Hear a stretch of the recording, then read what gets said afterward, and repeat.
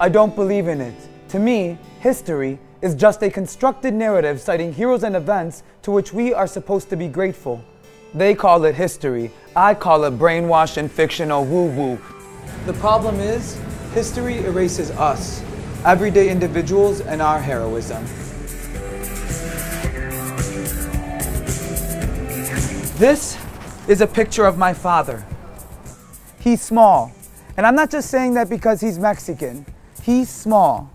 Looking at this picture, I know what you're thinking. It's no surprise his favorite movie is Saturday Night Fever. His favorite part is when John Travolta sits and talks about the Brooklyn Bridge. You know how tall that bridge is?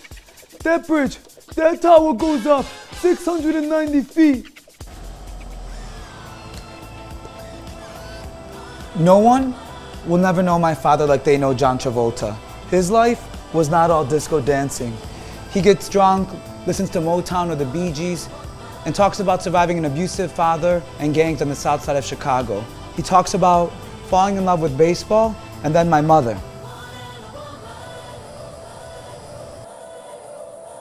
While engaged, he'd drive her to the suburb Evanston in his beaten up car, and they'd sit there and stare at the big houses.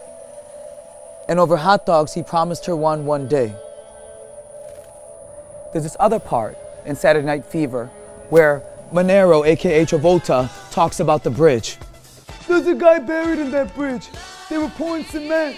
He slipped off and fell in. Dumb fuck. There are many everyday people buried deep that no one remembers.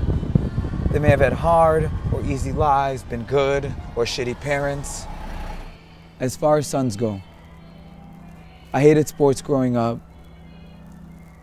crashed 3 cars, was arrested 7 times, and borrowed more money than I could ever pay back. I came out to my father on an Easter Sunday crying on the phone. For the next 3 months, he called me every other day, saying things like, "Hey, Ricky." "Yeah, Pa?" "I was on the internet." "Uh-huh." "Guess what?" "Huh?" "There's a lot of gay actors out there. Supposedly, John Travolta's gay." I really love my dad, and he's getting really old. You see, all that hair, it's hardly there now. He may be a lot like your dad, or maybe not. Either way, I know they don't write about them in history books. But when he's buried deep, I'm going to remember him.